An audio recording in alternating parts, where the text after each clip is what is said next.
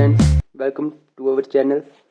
तो इस वीडियो में हम स्टार्ट करने जा रहे हैं class 12th inverse trigonometry function. तो सबसे पहले कि इन्वर्स ट्रिग्नोमेट्री फंक्शन का मीनिंग क्या है, तो उसकी डिफाइन क्या है। इन्वर्स ट्रिग्नोमेट्री फंक्शन और the inverse of basic trigonometry function means हमारे पास जैसे कोई भी जैसे cos x होता था 10th में, 10th से रिलेट करके इसको हम अच्छे से अंडरस्टैंड करेंगे।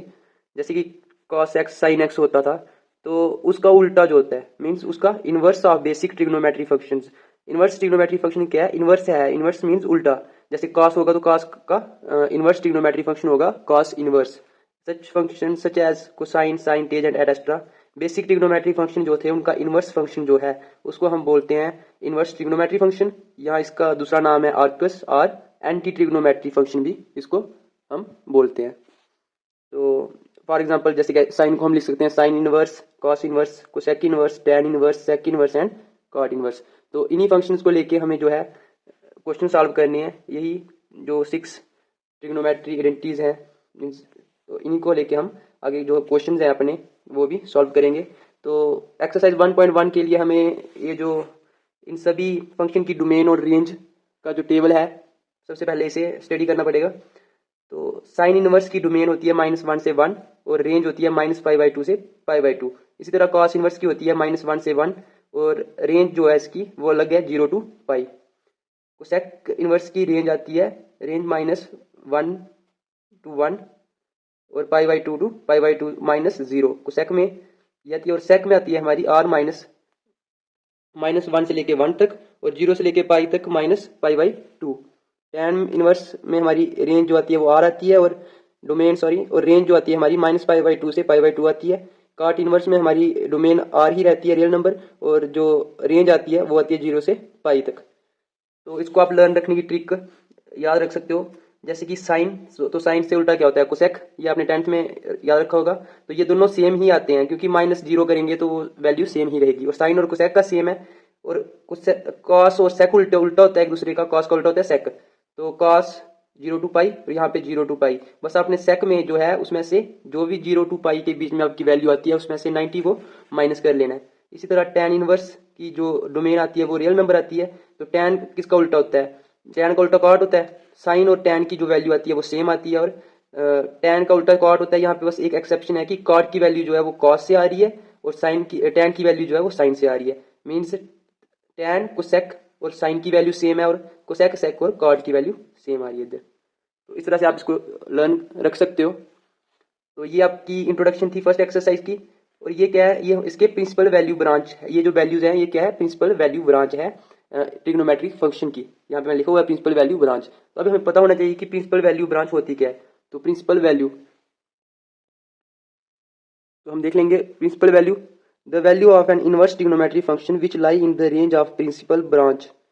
इनवर्स ट्रिग्नोमेट्री फंक्शन की ऐसी वैल्यू जो प्रिंसिपल ब्रांच में लाई करती है उसको बोलते हैं principal value of that inverse trigonometry functions.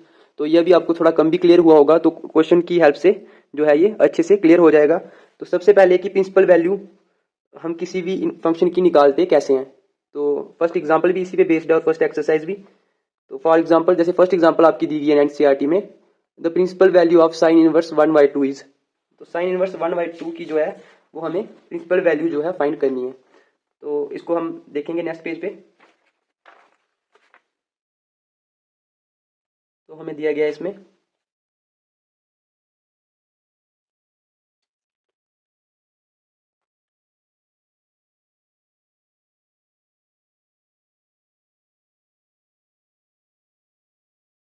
Example 1 जो है हमारी, इसका सोल्यूशन देखेंगे।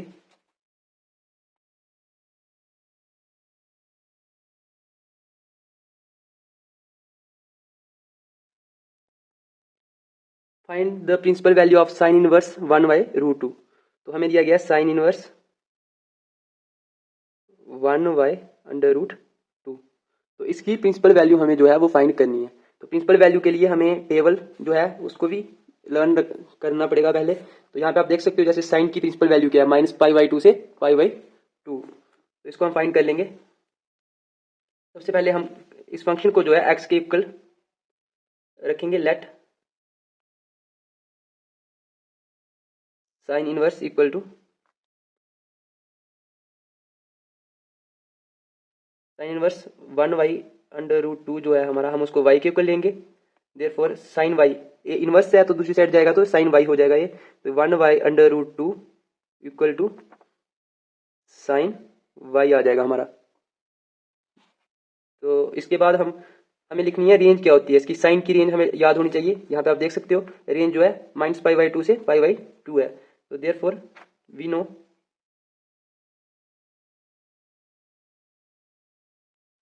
दैट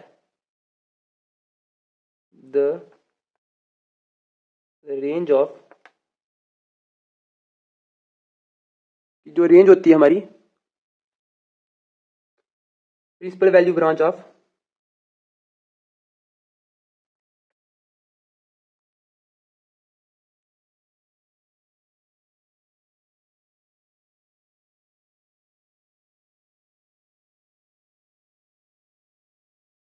साइन इनवर्स इज, तो रेंज क्या होती है हमारी -π/2 से π/2। तो आप यहाँ पे लिख सकते हो पहले, फिर आपने जो फाइंड करना है प्रिंसिपल वैल्यू ब्रांच करनी है फाइंड, तो इसको कैसे करेंगे। यहाँ पे हमारा आ जाएगा, हमें दिया गया साइन इनवर्स 1y/√2। तो साइन कितने की वैल्यू जो है वो 1y/√2 होती है, तो हम लिख सकते हैं साइन π/4 मीन साइन 45 की वैल्यू जो होती है, ये आपने 10th में अच्छे से पढ़ा हुआ है कि इसकी वैल्यू साइन π/4 की वैल्यू जो होती है 1y/√2 होती है। साइन इनवर्स से साइन कट हो जाएगा और हमारी जो प्रिंसिपल वैल्यू आ जाएगी वो आ जाएगी π/4। ये हमारा फर्स्ट एग्जाम्पल का आंसर होगा। आई होप आपको समझ में आया होगा। इसी तरह इसकी सेकंड एग्जाम्पल भी हम सॉल्व करेंगे।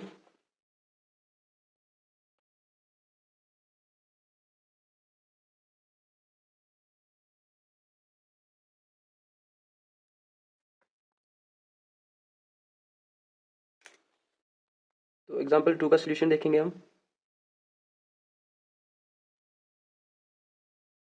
इसमें हमें दिया गया है find the principal value of cot inverse -1y/√3।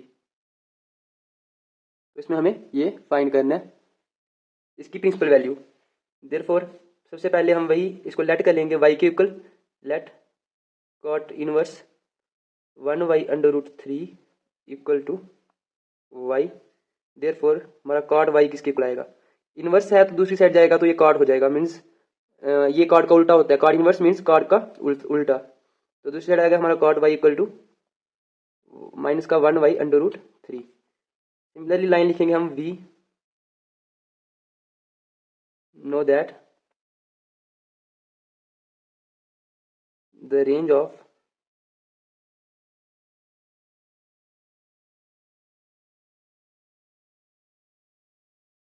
लिखने से जो है आपको ये लर्न रहेगी, वरना आप डायरेक्ट भी इसको ऐसे पुट कर सकते हो value. The range of principal value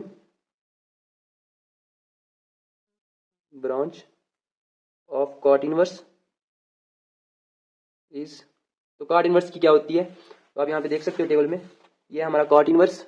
तो कॉट इनवर्स की 0 से लेके पाई तक होती है, मीन्स 0 से लेके 180 तक।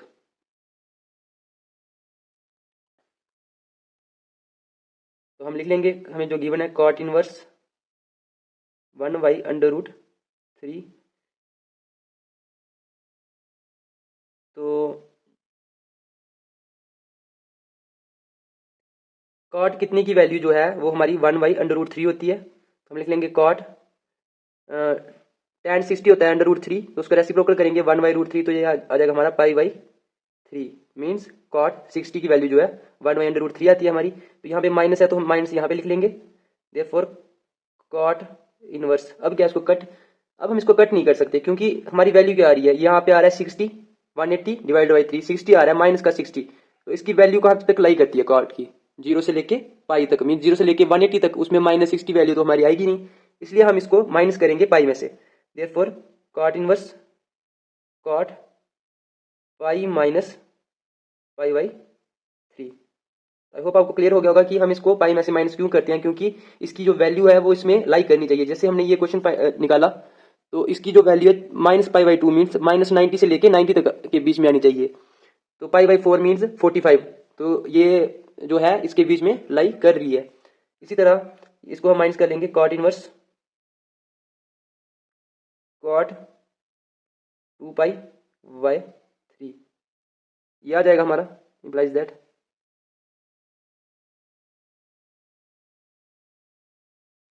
आई होप इतने तक आपको अच्छे से समझ में आ गया होगा।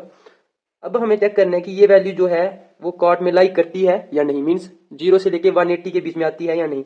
तो 2π मीन्स 360 डिवाइडेड बाई 3 120, तो ये 0 से लेके 180 के बीच में 120 हमारा आता है, इसलिए जो इसका आंसर होगा अब इसको हम कट करके लिख सकते हैं 2π/3।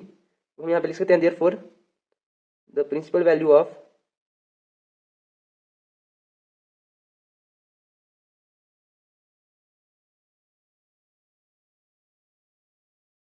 कॉट इनवर्स 1/√3 माइनस का इज इक्वल टू 2π/3। इसी तरह के क्वेश्चन जो है पूरी एक्सरसाइज में, फर्स्ट एक्सरसाइज में आपको करने हैं। यहाँ तो आपकी वैल्यू जो है वो डायरेक्टली लाई करती होगी, जो प्रिंसिपल वैल्यू होगी उसकी साइन की, कोई भी आपको ट्रिग्नोमेट्रिक फंक्शन दिया होगा उसमें वैल्यू लाई करती होगी, तो आप इजीली इसका आंसर फाइंड कर सकते हो। अगर वैल्यू लाई नहीं करती होगी तो उसको आपको पाई में से माइनस कर लेना है, तो आपका जो आंसर जो है वो आ जाएगा। तो ये था इंट्रोडक्शन फर्स्ट एक्सरसाइज का और इसकी एग्जांपल्स। नेक्स्ट वीडियो में हम एक्सरसाइज के क्वेश्चन जो है वो सॉल्व करेंगे। Thank you.